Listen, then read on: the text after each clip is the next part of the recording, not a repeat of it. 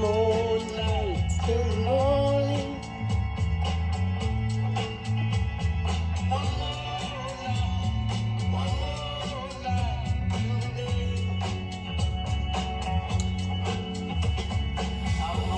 Bonsoir les amis des réseaux, bonsoir.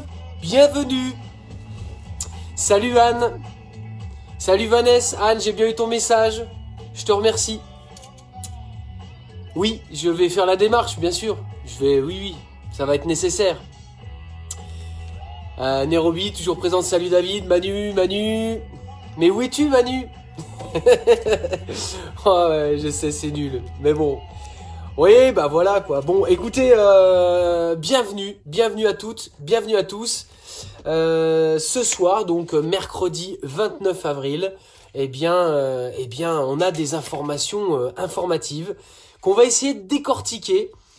Il y a il y a vraiment de... Ouais, il y a tout, c'est énorme. Tous les jours, sans exception, on a un flux d'informations informatives, intoxication. Comment qu'on fait pour démêler le vrai du faux? C'est une excellente question. Alors on va démarrer tout de suite. Plutôt que d'essayer de démêler le vrai du faux, on va simplement exposer ce qui se passe sur le site de France Info. Oui, peut-être que je leur fais de la pub indirectement. Salut Anthony, je te remercie d'être là. Donc peut-être qu'effectivement on leur fait de la pub, mais c'est pas grave. On a hâte en fait qu'il y ait tout un tas de médias indépendants. Salut mon Michel. C'est important parce qu'on doit continuer à informer. C'est pas parce que certaines et certains essayent de nous donner, nous induire en erreur, on va dire. Il faut savoir aussi, faut-il savoir qui sont ces gens. Faut s'en rendre compte aussi. Mais c'est pas grave, c'est pas parce qu'ils essayent de faire ça que nous on n'a pas le droit d'essayer d'informer. Mon Whoops, je te remercie pour le travail que tu as fait encore aujourd'hui. Enfin, voilà, c'est parfait. Donc on est parti. Déconfinement, le calendrier de ceux qui rouvrent et ceux qui restent fermés à partir du 11 mai. Ouais. Alors, si tout est prêt, comme nous le pensons, le 11 mai, alors, commencera une phase qui durera jusqu'au 2 juin, a expliqué Doudou Philippe. Elle permettra de vérifier que les mesures mises en œuvre permettent de maîtriser l'épidémie et d'apprécier en fonction de son évolution les mesures à prendre pour la phase suivante qui débutera ce fameux 2 juin et qui ira jusqu'à l'été. Alors jusqu'à l'été, c'est le 21 juin, on est bien d'accord, hein. Mais il donne pas de date quand même, hein, le Doudou. C'est donc en gravissant des marches de 3 semaines que nous allons avancer. Excuse-moi, mais en fait, moi, on m'a appris quand j'étais petit à pas sauter les marches 3 par 3, tu vois. Donc, voilà, je comprends pas ce que tu nous dis, Doudou, mais en fait, on est obligé de faire comme tu nous dis, c'est ça, hein? Bon, effectivement, t'es pas seul responsable, mais on voit quand même que tu te fais des cheveux, enfin, des blancs, des cheveux blancs, des poils blancs. Ouais, tu dois te faire beaucoup de soucis quand même, hein. Ah oui, de défendre une... Mais c'est pas grave, tu fais le job, tu fais ce qui t'est demandé, c'est magnifique. Donc, voici ce que l'on sait pour l'instant du calendrier prévoyant un retour très mesuré et très progressif vers la normale. La normale. Parce que la situation qui était avant, elle était normale, hein? Question. Vous le pensez, vous, que tout était normal avant? Tout était normal, voilà. Donc pour un vrai retour à la normale, eh bien vous allez voir ce fameux calendrier. Alors c'est pas très rassurant, hein. Non, on n'a pas spécialement envie de revenir à ce qu'il y avait avant, puisque pour nous c'est pas normal. Mais bon, hein, voilà. Bon, pour toutes celles et ceux qui viennent d'arriver, bien évidemment, hein, on ne le dit plus, on ne le dit pas assez, hein, forcément. Si on le dit trop, on passe pour des... Écoutez, on n'en a plus rien à faire, c'est plus forcément l'heure de se poser trop de questions par rapport à l'image. On fait ce qu'on doit faire. On avance. Voilà. Ah oui, il y a du grincheux, oui, oui, ça critique. La preuve, tiens, qu'est-ce que je fais moi ce soir? Qu'est-ce qu'on fait avec notre équipe? Oui, on critique. Voilà, on critique. On essaie de critiquer intelligemment quand même, hein, parce que la critique est facile. J'aimerais bien nous y voir à leur place. Une chose est sûre, c'est qu'on essaierait de faire les choses certainement plus honnêtement, sans forcément essayer de mentir. Voilà. Parce que là, on sent quand même qu'il y a... Ah bah ça patauge, hein, ça patauge sévère. Alors, dans les écoles, qu'est-ce qui va se passer? Les écoles maternelles et primaires réouvriront très progressivement à partir du 11. Hein. D'accord? Donc, sur la base du volontariat. des parents qui décideront ou non d'envoyer leurs enfants à l'école. Attention, attention, parce que on a des informations à côté. Hein. Dans la revue Twitter, vous allez voir, on en parle. Sur la base du volontariat. Bien sûr, tout à fait. Donc, alors par exemple, moi je décide de pas les mettre.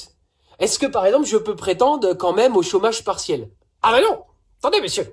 Selon le code pénal qui a été complètement défoncé, le code du travail et compagnie, les nouvelles règles sont les suivantes. Vous ne pouvez prétendre au chômage partiel. Tout à fait, si vous refusez de mettre vos enfants à l'école. Et voilà. Oui, tout à fait, c'est comme ça. Oui, allez vérifier si vous le voulez. Hein. Ne prenez surtout pas ce qu'on dit pour argent comptant. Hein. Enfin, argent, il y en a de moins en moins. Content, il y en aura de moins en moins aussi des gens contents. Donc non, ne prenez pas comme ça, ne buvez pas toutes ces écritures, toutes ces paroles. Hein. Allez vérifier par vous-même. Hein. Et quand on commence à vérifier, d'ailleurs, on tire des pelotes de laine en général. Oui, et puis après on est curieux. Puis c'est pas possible. Mais c'est pas possible. Mais non, mais en fait, mais alors enfin, ah c'est vraiment moche. Ah qu'est-ce que c'est moche. Ouais. Alors on essaye de rendre le moche un peu moins moche en plaisantant, mais oui c'est grave, c'est très grave ce qui se passe. Ah oui, ça fait des mois et des mois qu'on le dit. Oui, et puis bien avant nous, des gens s'étaient déjà mobilisés, mais alors là, eux, ils sont passés pour des... Les pauvres, ouais, je les salue, hein. Je salue tous les ancêtres qui se sont battus pour faire prendre conscience qu'il y avait vraiment quelque chose qui allait pas en haut. Hein.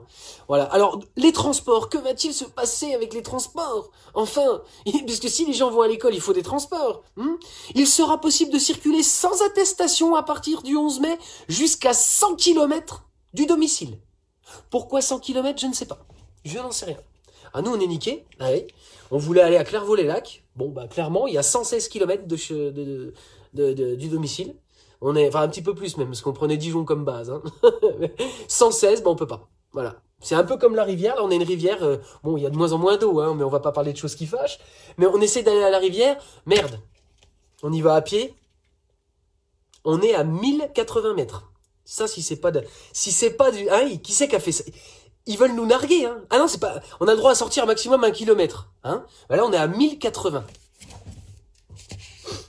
Il y a de quoi être vénère. Hein, les déplacements plus lointains seront possibles que pour un motif impérieux, familial ou professionnel. Bon, ça va, les excuses sont larges, on trouvera facilement à dire oui. Si j'ai un cousin à Clairvaux-les-Lacs, un cousin éloigné de la branche. Si. Oui, puis on l'a pas vu depuis longtemps, puis il est malade, ouais. Ah bah oui. C'est ça, ouais, faut qu'on aille le voir, absolument. Oui, on en profitera quand même pour aller se tremper les pieds au petit lac de Clairvaux, oui, puis faire 2-3 plongeons sur le plongeoir en bois, bien sûr. Bah oui, on n'est pas venu pour rien non plus. Hein? Ça va être sympa les vacances, hein? Bon, en même temps, ça fait 2 mois qu'on fout rien presque, alors c'est bon, hein, les vacances, bande de feignasses. Les 35 heures, c'est fini, hein? Faut arrêter, hein? Bobo socialo-écolo-communiste, va sale bête, va mourir les sales bêtes. Alors attention, les rassemblements. Là, on entend le Christophe qui parle derrière. Hein. Les rassemblements de ceux qui sont organisés en fait sur la voie publique ou dans les lieux privés seront limités à 10 personnes. Hein. Donc, comme on a dit hier, on peut tout à fait faire 1000 groupes de 10 personnes. C'est pas... Ils ont dit la distance entre les groupes ou pas? Donc, dans les groupes, on doit être à plus d'1 mètre. Et après, en intergroupe, on doit être à combien? Non mais il nous manque des éléments, Doudou. On peut pas vivre là. Tu nous donnes que la moitié des trucs. Comment fait-on? Enfin, comme on dit en Bourgogne-Franche-Comté, je m'adapte. Hein. On est bourguignon, franc-comtois en même temps. Comment qu'on fait? Qui c'est qui c'est qui va payer? Comment qu'on fait? Alors les parcs et jardins. Donc là, faut arrêter de rêver. Hein, voilà. Il y a d'autres utopistes, hein, par exemple des gens qui voudraient qu'on ait une première démocratie. Ça, c'est les premiers types d'utopistes selon certaines personnes. Les deuxièmes utopistes, c'est ceux qui veulent aller dans les parcs et jardins. Voilà. Alors là, il va falloir vous raviser. Hein. Ils ne pourront ouvrir que dans des départements verts. Verts, non pas vert de rage, vert. On a dit vert, c'est-à-dire où le virus ne circule pas de façon active. A précisé le chef du gouvernement. On aimerait bien qu'il précise un peu plus parce que je sais pas, est-ce que quelqu'un vit ici dans un département vert? Non, j'ai pas dit une ville verte. Oh, non, de toute façon, un département vert. Voilà, est-ce que quelqu'un signalé fait mettez oui, j'habite dans un département vert. Bon, vous ne savez pas non plus ce que c'est, nous non plus. Les bibliothèques et les médiathèques. Les médiathèques. Attention. Et les bibliothèques et les petits musées si importants pour la vie culturelle de nos territoires, pourront rouvrir leurs portes dès le 11 mai, a affirmé Édouard Philippe. A contrario, les grands musées qui attirent un grand nombre de visiteurs, hors de leur bassin de vie, les cinémas, les théâtres et les salles de concert, ou le reste à la même place, dans un milieu fermé, ne pourront pas rouvrir. Les salles des fêtes, les salles polyvalentes resteront également fermées jusqu'à cette marche du 2 juin. Ah, il y a une marche le 2 juin, il y a une manif? Non mais excusez-nous, on n'est pas au courant. Il y a une manif ou quoi? Qu'est-ce que c'est? Oui, bien sûr que je joue au con. Donc cette fameuse marche de 3 semaines, n'est-ce pas? Oui. Rendez-vous à la prochaine marche, hein, comme on dit. Le 2 juin, réouverture éventuelle des cafés et restaurants. Reprise des cérémonies religieuses. Septembre, retour éventuel des festivals et des salons professionnels. Donc ça veut dire que là, tous les festoches qu'on avait prévus, vie de merde. En plus, on les a payés, hein. Alors si les mecs ils coulent, je te dis pas. Oui, il y a des remboursements, ouais, c'est ça, ouais. Ouais, c'est ça, ouais. C'est un peu comme d'imaginer qu'à la prochaine manifestation, les flics vont venir nous aider et poser les armes. Ah oui, on a le droit d'y croire si ça se passe. Bien sûr, bien sûr. Mais là, j'ai peu d'espoir là-dessus. Hein. J'ai peu d'espoir. Alors, dans la même veine que les événements sportifs, les grandes manifestations culturelles, notamment les festivals, les grands salons professionnels et tous les événements qui regroupent plus de 5000 participants, et font à ce titre l'objet d'une déclaration en préfecture et doivent être organisés longtemps à l'avance, ne pourront se tenir avant le mois de septembre, a annoncé Doudou Philippe. Ah bah je vous le dis clairement, voilà, mon année escargot, elle est bien entamée, hein. Ça va être sympathique, sympatoche. C'est pas drôle du tout. Je sais même pas pourquoi je rigole sur des annonces comme ça. Mais je pense que ça fait du bien. Vous êtes nombreuses et nombreux à m'envoyer des messages en me disant « Franchement, c'est vraiment moche ce que tu dis, mais on rigole quand même, ça fait plaisir. » Ouais. Ça change rien, mais si ça change un peu quand même. Mais ça fait du bien, ça fait du bien. Bon, alors je continue. Coronavirus. Donc ça, il s'agit de, soi-disant, de la rubrique vrai ou fake de France Info. France Info, le vrai du faux, du fake, du vrai, du... Voilà. Comment Bill Gates est devenu la cible favorite des complotistes, des anti-vaccins et de l'extrême droite. Bah dis donc, mon gros, t'en as quand même sur le paletot, là, hein, entre les complotistes, c'est pas rien. Les anti-vaccins, c'est pas rien. Et l'extrême droite, tous dans le même paquet. Vous avez compris le message? Vous allez arrêter un peu, là? Hein? Oh, l'extrême droite, oh, les complotistes, oh, les anti-vaccins, mon Dieu, mais qu'est-ce que c'est que cette société? Enfin, mais laissez-vous faire. Ça fait du bien, hein. Au début, on dit non, et puis après, bon. Alors, si quelque chose tue plus de 10 millions de personnes dans les prochaines décennies, ce sera probablement un virus hautement contagieux plutôt qu'une guerre, lance Bill Gates. Il est con aussi, hein, il dit des trucs, puis après ça se réalise. Alors forcément, hein, on est suspicieux. Et le fondateur de Microsoft d'ajouter, il peut y avoir un virus où les gens infectés se sentent en bonne santé, prennent l'avion ou vont au marché. Voilà. Ce discours a été prononcé par Bill Gates à l'occasion d'une conférence TED en avril 2015. Le virus Ebola faisait alors des ravages sur le continent africain, tuant plus de 11 000 personnes. 5 ans plus tard, vous entendez, 5 ans plus tard, en pleine pandémie de coronavirus, certains voient dans cette vidéo la preuve ultime que Bill Gates avait prévu la catastrophe sanitaire. Pire, il l'aurait orchestrée pour mieux en tirer profit, telle une sangsue, et imposer ses vues au monde entier. En théorie du complot, du complot défendue et relayée par des conspirationnistes. Écran de fumée. Des militants anti-vaccins, ou les vilains. Et des partisans de l'extrême droite. Qui ont trouvé un ennemi commun. Merde, ils ont réussi à se fédérer. Ah non mais alors là, c'est quand même con. Aïe aïe aïe aïe aïe aïe aïe. Ah bah là, si vous êtes dans un de ces 3 paquets, ah bah vous êtes mal. Hein. Ah bah oui, oui, oui. Ah bah attention, c'est un peu le message hein, quand même. Hein. Vous avez compris ou pas? Non, parce qu'on est trop con pour comprendre. Hein. Entre février et avril, les intox établissant un lien entre Bill Gates et le Covid-19 ont été mentionnés plus d'1,2 million de fois. Les salauds! Les salauds! L'audience de malades! Mais purée, mais comment vous faites? En fait, faut faire de la merde pour faire des vues, c'est ça quoi? C'est ça que vous êtes en train de nous dire? Bon, bah Nairobi, tu sais ce qu'il nous reste à faire, hein? Ah bah moi je vais aux toilettes direct, hein. Peut-être on fera des millions de vues aussi, hein. C'est possible, hein. Qui sait? Ah bah, faut savoir ce qu'on veut, hein. Ah bah faut savoir ce qu'on veut. Est-ce qu'on veut du fond ou est-ce qu'on veut de la forme? Eh oui, est-ce qu'on peut avoir les deux? Ça c'est moins sûr. Arrête de rire, Nairobi, arrête de rire. C'est vrai, merde. Enfin mince. Ah non, bah non, faut que je me mette dans le bain. Merde. Ah oui, tiens, viens, regarde, on vient de prendre 5 vues de plus. Fais voir, merde. Merde, merde, merde. Ah non, non, c'est une erreur. C'est une erreur des algorithmes. Oh putain. Donc ça a été vu plus d'1,2 million de fois quand même sur les réseaux sociaux et à la télévision.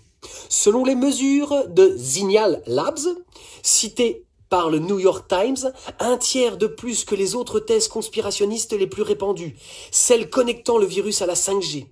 Beau score aussi celle-là. Connectant le milliardaire philanthrope dont la fondation a promis 250 millions de dollars de dons depuis le début de la pandémie. A-t-il pu devenir la cible favorite des fake news? Vous entendez, en plus il a donné 250 millions. Et les gens critiquent. Ah, mais vous n'avez aucun cœur, franchement. Tous les gens qui se sont battus, Hein? Alors, c'est un peu comme ceux qu'on critiquait, tous ces oligarques qu'on donnait de l'argent pour Notre-Dame, pas des Landes, non, bah non, ils n'ont pas donné d'argent pour Notre-Dame-des-Landes. Notre-Dame tout court de Paris, hein? Salaud jaloux. Ah oui, non, ils ont rien donné, sinon pour le reste, bah, ils avaient déjà tout donné ce qu'ils voulaient donner pour d'autres trucs, quoi, voilà. Hein? Ah ouais, on aimerait bien vous y voir, vous, à leur place, hein, avec tout ce pognon, qu'est-ce que vous en feriez? Hein? Hein? Jaloux, va. Putain, j'en ai marre. Enfin, bref. Bref. Oui, je sais, c'est des fake news. T'as raison, Anthony. Ah, c'est tout à fait ça. C'est terrible.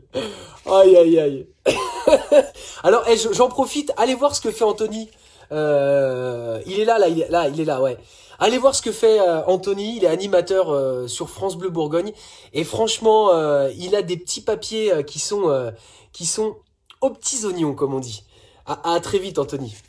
Alors, accusé d'avoir breveté le coronavirus. Voilà, ça y est. Alors voilà, ça va tomber sur celui qui aurait eu l'idée de breveter le coronavirus. Le mec, il a été visionnaire. Il a été voilà, il était à l'avance de tout. Et là, paf, pif, pouf, paf, ça y est, c'est sur sa pomme que ça tombe. Fin janvier, la première intox circule. Bill Gates a financé l'institut PermRight, qui possède un brevet sur le coronavirus. La fake news est publiée par The Liberty Beacon, un site conspirationniste américain. Une semaine plus tard, elle a traversé l'Atlantique et se trouve relayée par No Signal Found, qui se présente comme un média alternatif et qui reprend en guise d'illustration un photomontage déjà vu sur Infowars, le site du conspirationniste américain Alex Jones. Putain, mais quelle histoire de malade! Franchement, mais purée, on se croirait dans Indiana Jones, quoi. Mais c'est énorme. Mais c'est énorme. Franchement, mais purée, mais c'est scénarisé ce truc, c'est pas possible que ce soit la réalité quand même. Non mais ils sont trop forts les mecs. Ah bah oui, après Lost, c'est la dernière série que j'ai regardée, après j'ai vomi, mais après Lost, les mecs ils cherchaient, mais ils sont monstrueux ces scénaristes, franchement, hein. Ils ont bien fait de faire grève à l'époque, hein. Ils ont relevé le niveau, hein. Alors, bah écoutez, c'est l'heure de passer à la revue de Whoops, hein. Petit point Whoops, j'appelle ça. Moi, j'aime bien ça. Alors, voilà, le titre de cette petite, de ce petit point Whoops, ça est le suivant. La douce folie des barils flottants. Alors, depuis le début de cette crise sanitaire, et notamment depuis le confinement successif des pays occidentaux, notre besoin de nous déplacer, et également de déplacer des marchandises, s'est drastiquement réduit, entraînant la chute exceptionnelle de notre consommation de carburant. Alors vous allez me dire, bah c'est tant mieux, hein, au moins pour l'environnement. Voilà. Mais bon, ça a quand même fortement perturbé les cours. Alors, pour la finance, alors la France en particulier, la consommation a baissé de 85% pour le gasoil. C'est énorme, c'est énorme. Une chute spectaculaire et inédite du baril pour livraison en mai, clôturant, écoutez bien, à moins 37,63 $ le baril au lundi 21 avril. Oui, je sais, ça fait des rimes, mais c'est pas voulu. Donc, on a quand même une chute vertigineuse du truc, hein. Mais c'est pas tout. Depuis cette date, et après plusieurs stratégies des pays producteurs, hein, rien n'y fait, car le véritable problème reste le stockage. Hein. On dirait, tu sais, j'adore, tu sais, on dirait les gars, reste le stockage. Alors, Jamy, qu'en est-il? Eh ben, Fred, c'est la merde.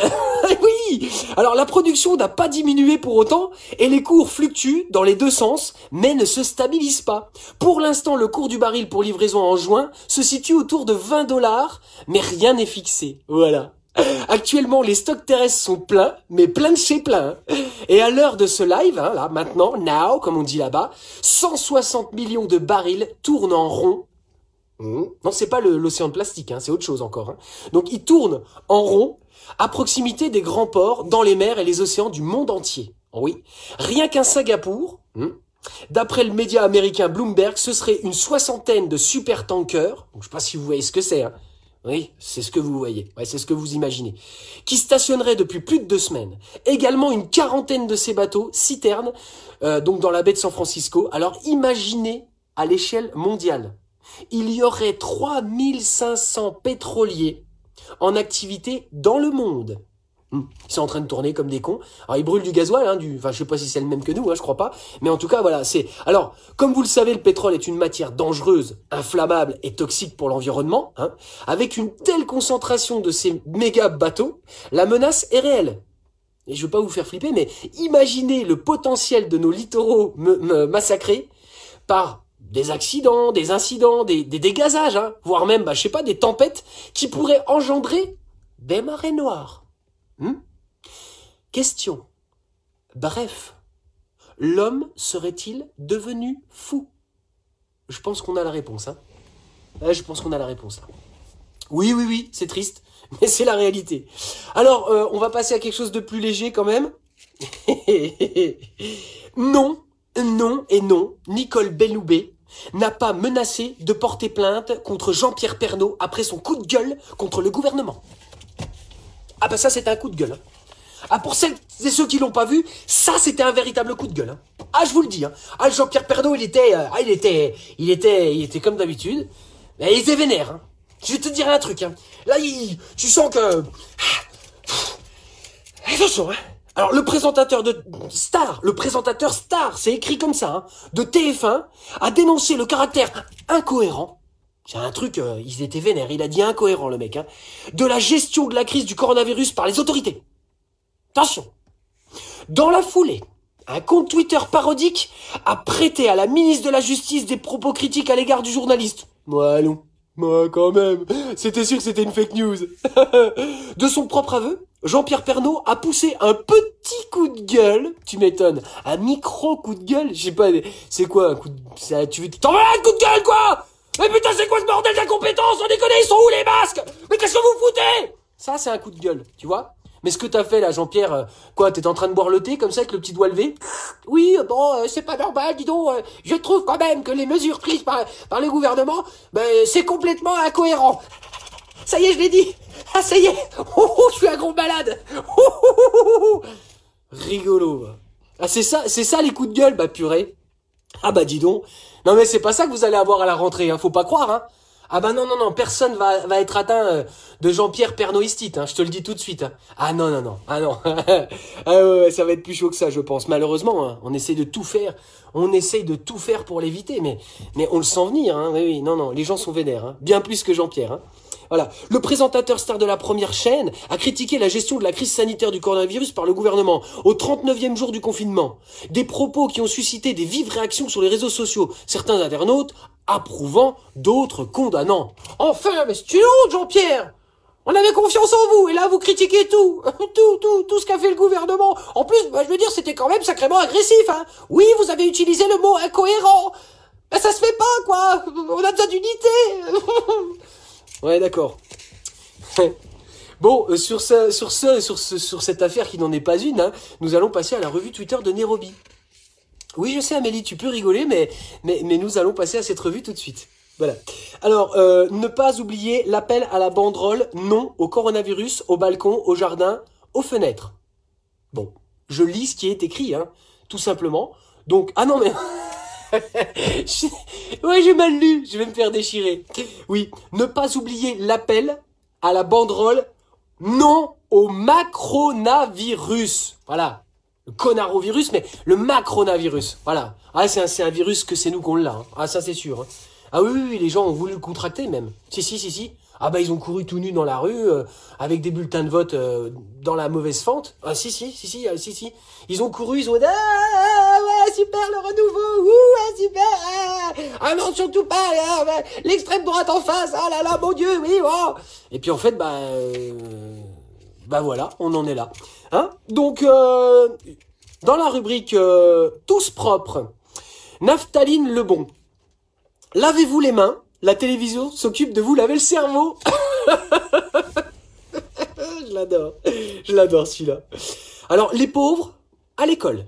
Voilà, c'est comme ça. Bref de presse à tweeter. Flash, à partir du 1er juin, les parents devront fournir une attestation à leur employeur pour justifier que l'établissement scolaire de leur enfant n'est pas en mesure de l'accueillir. Sans ce justificatif, ils n'auront plus droit au chômage partiel. Vous voyez, hein? Oui, et c'est BFM TV hein, qui apparemment le dit. Oui, c'est ça. Bon, t'as intérêt d'être bien avec la directrice ou le directeur de l'école. Hein. Oh, je dis ça, je dis rien. Lorenzo a retweeté donc. Hein. Bref, le volontariat n'a duré que 13 jours. Et donc, moins que la durée d'incubation du virus. Bon courage à tous les parents. Alors, Majid Messaouden a retweeté « Le gouvernement invente le volontariat forcé ». Tout à fait, Majid. Alors, je sais pas si quelqu'un ici travaille dans la filière bois, mais il y a pas très longtemps de ça, une petite quinzaine d'années, ils ont voulu remplacer le Fonds forestier national qui servait à reboiser. On va pas rentrer dans le détail, hein. Mais quand ils l'ont arrêté, ils ont cherché à avoir une sorte de financement. Et vous savez ce qu'ils ont créé? Je m'en souviens plus. Alors, ils ont créé la CVO, la contribution volontaire obligatoire. je vous jure, oui, si, ça existe. La CVO. Voilà. Ils ne s'arrêteront devant rien. Voilà, ils couperont jusqu'aux derniers arbres. Ou jusqu'au dernier arbre. Le tout dernier, oui. Ils iront jusqu'au bout. Bientôt chez nous. France 5 a tweeté. Comment se soigner dans une société qui privilégie le profit au détriment de la vie? Très bonne question. États-Unis, les sacrifiés de la santé. Dans Le Monde en face, à 20h50, est disponible sur France TV. Étienne Chouard a retweeté. Sur le modèle social américain, il faut absolument lire Made in USA de Michel Desmurget. C'est bouleversant et révoltant. Et c'est précisément la société que veulent nous mettre tous formés dans les grandes écoles. Il faudra penser à supprimer les écoles de commerce. Oui, Étienne, nous y pensons. Et d'ailleurs, à chaque fois qu'on se lève le matin, j'y pense.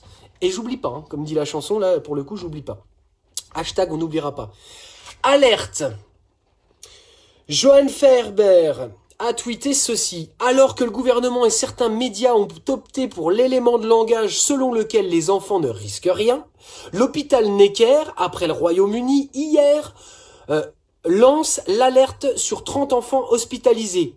Ne rouvrons pas les écoles. Je répète, ne rouvrons pas les écoles.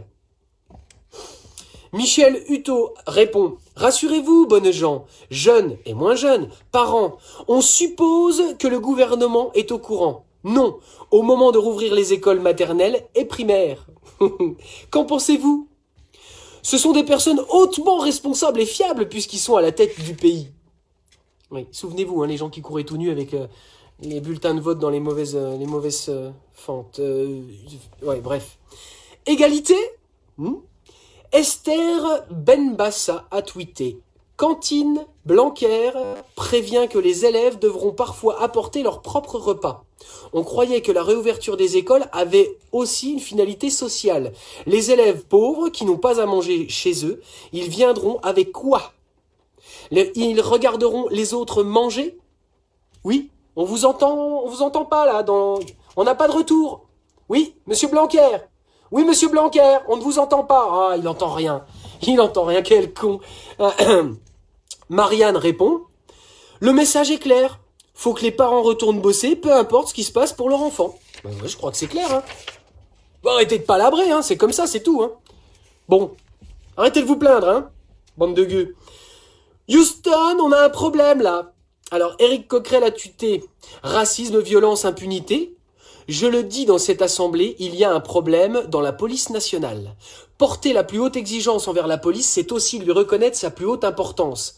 Alors, reconnaissons le problème. Et mettons-y fin. Voilà. Blague.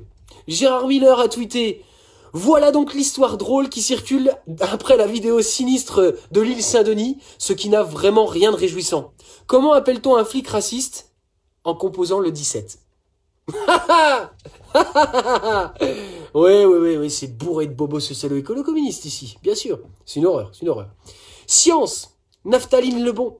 Selon une étude américaine, t'as plus de chances de trouver une part de vérité dans le discours d'une crevette japonaise que dans celui de Sibeth Ndiaye. Oh, ça c'est méchant, ça. C'est drôle. Mais c'est méchant. Ah oui, c'est méchant pour la crevette.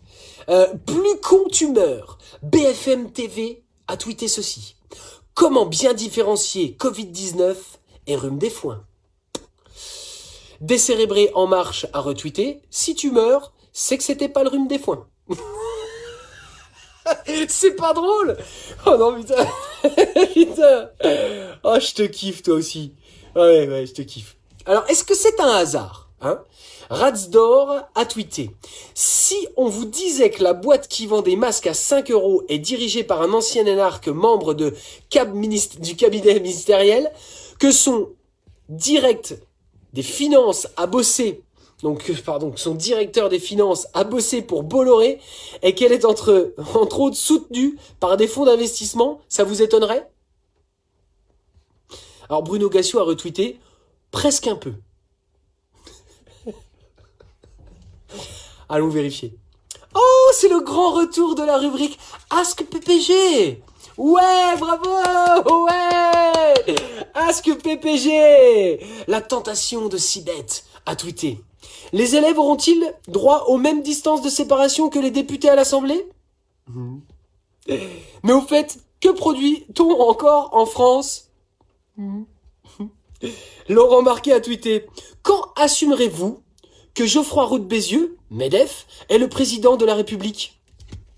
Et bam. Bah oui, un peu d'honnêteté quand même, hein. Et ben voilà, c'est fini pour cette revue Twitter. Merci Desroby, magnifique travail de recherche. Oui, on prend les perles, hein. On prend les perles, on essaie de trouver. Elle essaye de choper ce qui nous semble être le plus drôle, hein, mais super boulot. Alors, c'est l'heure de... Bah oui, c'est l'heure de se quitter déjà. Je sais. Mais bon, on a tous nos vies, voilà, tous nos problèmes. Déjà, premièrement, voilà, c'est vraiment important. C'est vrai, ça paraît un peu... mais ça marche dans les deux sens. Quand vous avez quelqu'un qui vous embête, hein, pour pas dire autre chose, eh ben vous lui dites, écoute-moi bien, on n'est pas d'accord, c'est pas grave. Allons tous les deux bien nous faire aimer, tu vois. Et si vraiment c'est quelqu'un qui t'embête beaucoup, tu lui dis, allons bien nous faire aimer profondément, tu vois, voilà. Et puis sinon, bah avant de quitter le live, hein, vous pouvez aussi le partager. Voilà, c'est gratuit. Et puis ça fait des vues, ça fait de l'audience, les idées se diffusent, parce qu'on prépare quelque chose de plus grand là. Enfin de plus grand, on va être modeste, on n'est pas tout seul. Ça bosse la journée, on n'arrête pas. Voilà. Je salue d'ailleurs tous les renseignements généraux, les policiers. Ben venez, vous êtes les bienvenus aussi. Si vous avez envie de changer les choses aussi. Bon, si vous avez envie juste de... C'est pas drôle, mais voilà. Venez quoi, venez. Hein, on n'est rien, mais ensemble on peut devenir tout. Hein, beaucoup. Alors, justement... Dans cet état d'esprit, le poème s'appelle, un peu comme le titre en fait, s'appelle Convergence. Voilà. La convergence est difficile. On n'imagine pas à quel point. Faire le lien entre les humains ne se fait pas d'un battement de cils. Harmonisons nos points d'accord avant de mélanger les masses, de se lancer âmes et corps dans une guerre grand bien nous fasse. de préparer plus sérieusement un vrai cadre démocratique. Ne pas mettre la charrue avant les bœufs, c'est bien plus pragmatique. Nous avons plein de discussions, plus constructives les unes les autres. C'est une excellente mission de soumettre les projets aux nôtres. De là vont naître de belles pousses que nous aiderons à grandir, pousser la pierre jusqu'à la mousse, de belles forêts pour l'avenir. Voilà, je vous embrasse très fort.